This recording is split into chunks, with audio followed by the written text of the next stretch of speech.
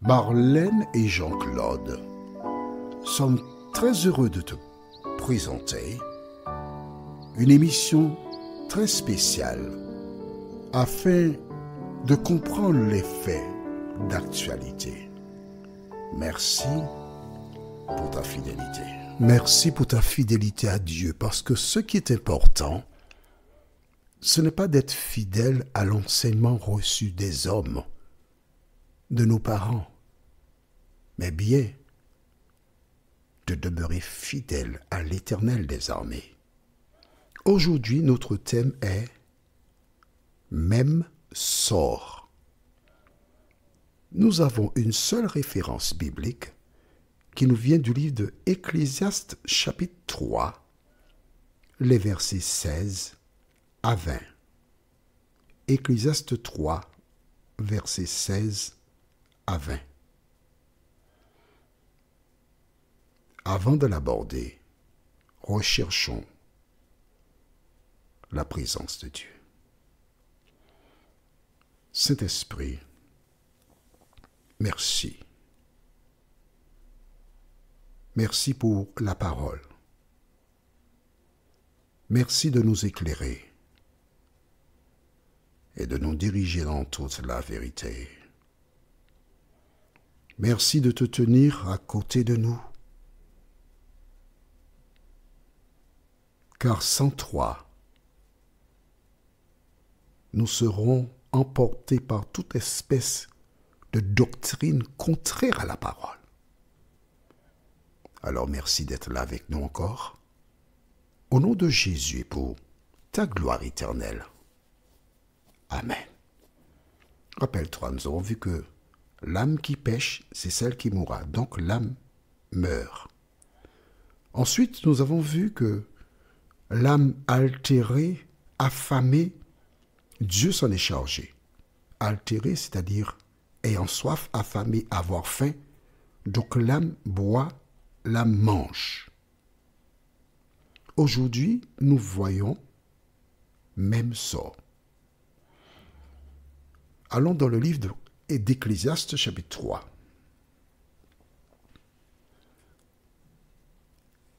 Ce livre a été écrit par Salomon. Il a fait beaucoup de recherches. Tu penses bien, c'était le roi le plus sage que la terre ait connu, donc il a fait des recherches parce qu'il voulait comprendre. Et c'est très beau de chercher à comprendre. Nous lisons à partir du verset 16. J'ai encore vu sous le soleil qu'au lieu établi pour juger, il y a de la méchanceté. Et qu'au lieu établi pour la justice, il y a de la méchanceté. Waouh! On parle de justice, hein? On parle de tribunaux qui sont censés faire justice. Et Salomon déclare qu'il y a de la méchanceté. Alors quand j'entends certaines actions menées contre des gens qui manifestent, par exemple, contre la vie chère, ces personnes jetées en prison, on leur cherche des poux avec la bénédiction de politiciens, c'est pas étonnant. La Bible déclare qu'il y a de la méchanceté et qu'au lieu établi pour la justice, il y a de la méchanceté. Tu n'y peux rien. Déjà du temps de Salomon, c'était une réalité. Alors ce n'est pas aujourd'hui que cela changera. Nous continuons verset 17. J'ai dit en mon cœur, Dieu jugera le juste et le méchant, car il y a là un temps pour toute chose et pour toute œuvre. J'ai dit en mon cœur, au sujet des fils de l'homme, que Dieu les éprouverait et qu'eux-mêmes verraient qu'ils ne sont que des bêtes. Les gens oublient qu'il existe un Dieu qui est juste et bon, qui est le roi de justice, et qui un jour, les gens devront comparaître devant lui pour toute parole et action. Toi qui m'écoutes, je t'invite à faire la paix avec Dieu. Je t'invite à régler tes voies. Tu peux tromper certaines personnes à certains moments, mais tu ne peux pas tromper tout le monde en tout temps. Tôt ou tard, les hommes découvriront ce que tu es. Et combien même ils garderaient la bouche fermée, un jour tu comparaîtras devant Dieu. Que feras-tu? Le verset qui nous intéresse encore beaucoup plus, c'est le verset 19. Car le sort des fils de l'homme et celui de la bête est pour eux un même sort. Comme meurt l'un, ainsi meurt l'autre.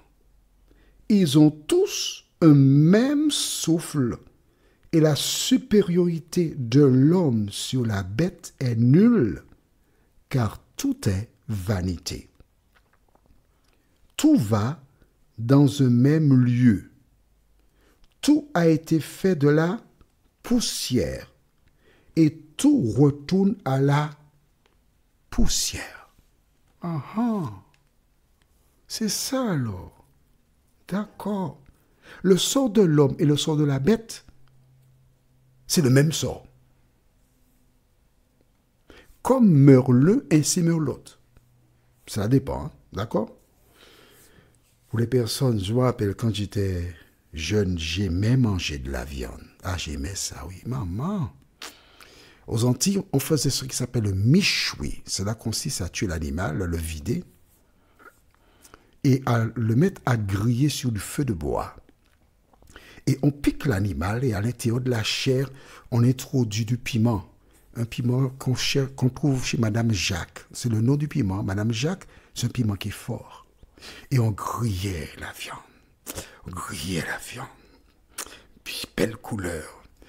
Ensuite, quand c'était cuit, on prenait un morceau et on faisait ce qui s'appelle une sauce au chien. C'est pas un chien qu'on prenait, c'est le nom de la sauce. C'est avec des épices, et puis on mettait un peu de piment. Et quand tu avais la crudité avec un petit peu de riz ou de légumes, l'igname portugaise, ou bien l'igname jaune, l'igname blanc, aïe aïe aïe, un petit peu d'haricot rouge et un petit morceau de viande, avec une bonne sauce, ça descend bien.